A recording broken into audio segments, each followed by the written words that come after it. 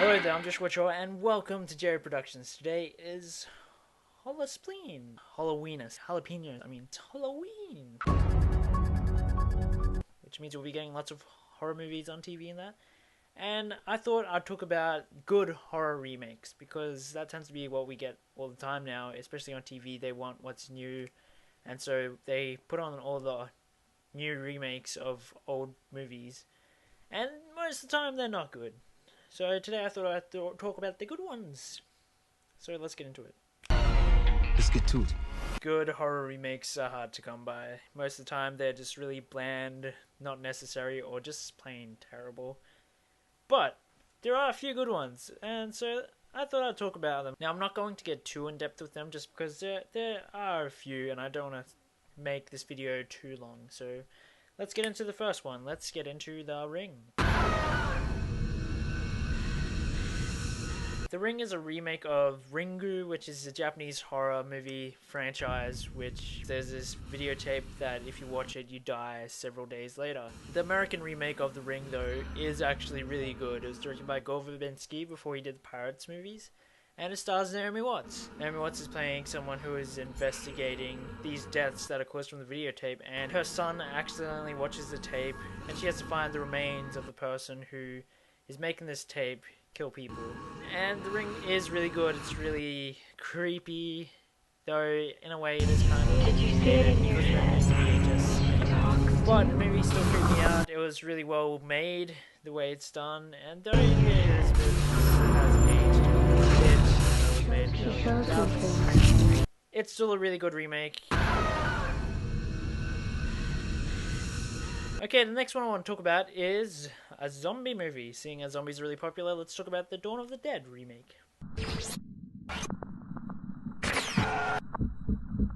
Now this, I believe, was Zack Snyder's first feature film, and yes, it's a remake of the classic George Romero zombie movie, and though the original is still better, the remake's actually really good. It's really enjoyable, really tense, it's well paced, it's well made. And the thing is, this remake isn't really a rehash or following the same story. Basically, it just takes on the same setting, which is a zombie apocalypse with these people in a mall. And from there, it really changes, especially with the zombies. The zombies in the original ones, they walk around, they're walkers. And the original one is more of a kind of satire and analysis on consumerism, among other things, while this movie is just a crazy, action-packed horror movie. The main difference between this and the original is that the remake actually has running zombies. It took on the 28 Days Later type of zombie approach, and so it used those. And really, though you don't get the dread you get from slow zombies, you do get that kind of fast-paced thrills where there's this urgency all the time. And that's one thing the remake does really well. The next remake I want to talk about is one that I had a lot of fun with. I don't think it's a great movie, but it was really enjoyable, and I think it's one that would divide people more, and that movie is Piranha 3D. Piranha. Now, this is a remake, of course, of the 70s Piranha movie, which is basically just a copy of Jaws, but with piranhas. Yes, the plot is silly. These prehistoric piranhas come from hibernation and attack these people that are on spring break at this lake.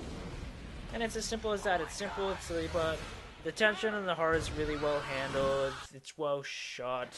It has Adam Scott and Christopher Lloyd. And you also get to laugh at stupid college students getting attacked. And that's kind of the fun of the films. It doesn't take itself too seriously.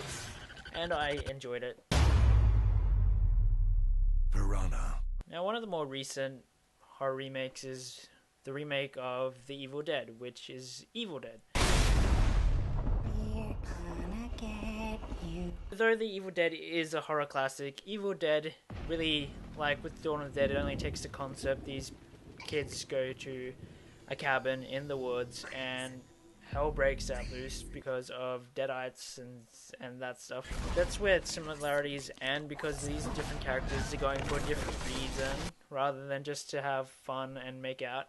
Their reason is to help a friend get through withdrawals of drugs. And it really cuts out the middleman of like, oh, it's stupid, why don't they just call someone if something's happening, because they throw away their phones, they seclude themselves on purpose so she can't get drugs.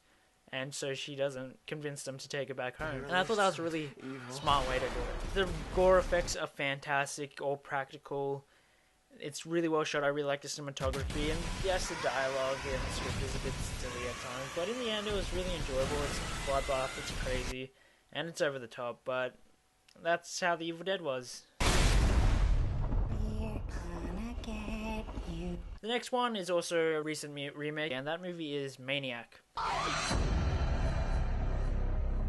Maniac is a serial killer movie where you follow around the serial killer who kills women, scalps their hair, and puts them on mannequins.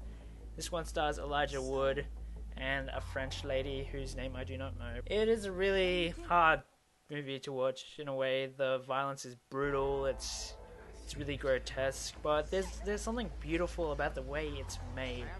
And also the fact that the way it's shot is all from the, basically, except for like one or two shots or something, it's all from the POV of the serial killer, and the way they did that was just really cool, and the cinematography is just gorgeous. And Elijah Wood is really good as the serial killer too, though there are some times where it goes too far and it's really silly, but in the end it was still a good movie and I enjoyed it. It was a visceral experience. But yeah. Now I'm gonna go back to 2011 when we had the remake of Fright Night.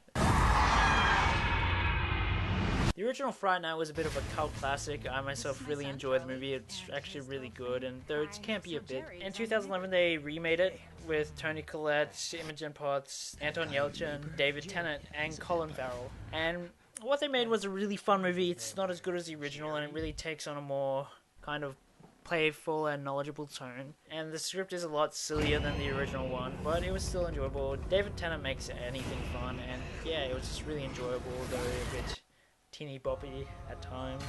The script could have used a bit more work, but in the end it was a pretty decent remake. Now, one of my favorite remakes is Let Me In, which is a remake of the Swedish film Let the Right One In.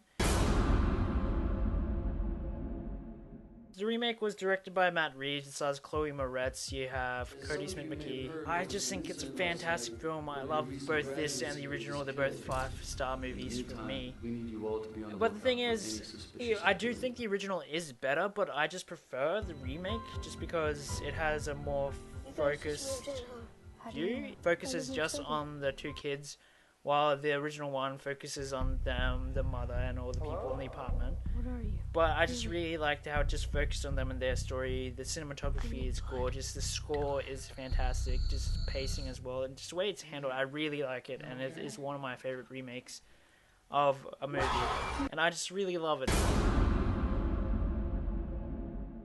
So now I'm going to go a bit back, because some classic horror movies are actually remakes, and not a lot of people know that. And so I'm going to start with The Fly. Now, The Fly is a remake of this other movie called The Fly, and I just saw the original one the other day, and though I still like the remake by David Cronenberg is easily better. It stars Jeff Goldblum, you have Gina Davis, and it is just really, really well done. Basically, it's about a scientist who is creating teleportation, but in the process, he teleports himself with a fly, and then he slowly transforms, because him and the fly's DNA is mixed together. And that's the thing about this film, it asks questions, it goes into these kind of ideas, and it's just really well made horror film. The gore effects are fantastically done, good cinematography, there's lots of heart in the film, and just, I'm a fan of Cronenberg, so this is definitely one that I definitely like quite a bit. Another movie that people don't always know is a remake is Invasion of the Body Snatchers. Invasion of the Body Snatchers. Now, Invasion of the Body Snatchers, basically, if you saw The World's End, it has a very similar idea. World's End really took a lot from that. But it's really enjoyable, really intense. It kind of reminds you of They Live a bit, and I really enjoy it. The characters are fun. and it's just really intense. And this whole kind of thing is like, is the person next to me actually a person? It's this paranoia, which also has this kind of social commentary to it, which I just think it's really well made, really well written, and I really enjoy the film. Invasion of the Body Snatchers. Now we're gonna get into The Thing. The Thing is a remake of a movie called The Thing from Another World, which they're both based on this short story. And this one was directed by John Carpenter. It stars Kurt Russell. You also have Keith David. And yeah, it's really tense, really taut. The practical effects are fantastic. Really good cinematography, and just the tension and the suspense. And yeah, it's really well done. Claustrophobic thriller, and I really like it. It's really good. But yeah, The Thing is just really well done. It's these guys stuck in Antarctica, and there's this alien that takes on the forms of living things that it touches.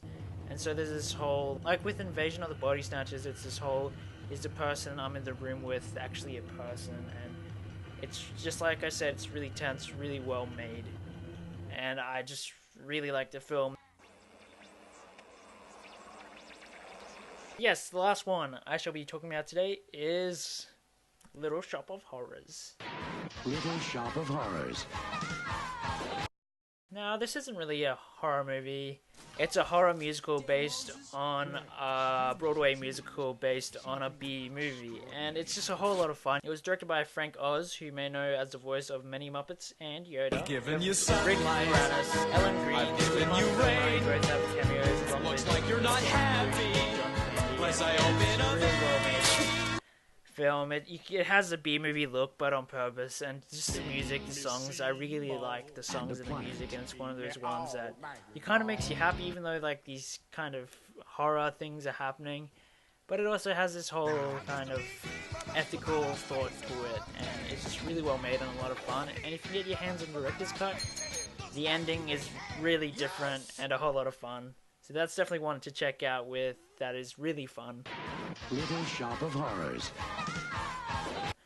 Well, yeah, so these are just a handful of horror remakes that are actually really good. Some are better than the original, some are just decent horror movies. But yeah, amongst all this remake trash and unnecessary remakes that we've been getting lately, there are a few good ones, so definitely check them out. But anyway, that's all the time we have for today. I hope you've enjoyed my thoughts on the good horror remakes that are out there. Enjoy your Halloween, and don't forget to comment below if you have any thoughts on the movies I've talked about. You can also like my Facebook page, comment there. You can follow me on Twitter, and don't forget to subscribe. Anyway, I'm Joshua Chol. This is J Productions, and get out there and watch good horror remakes.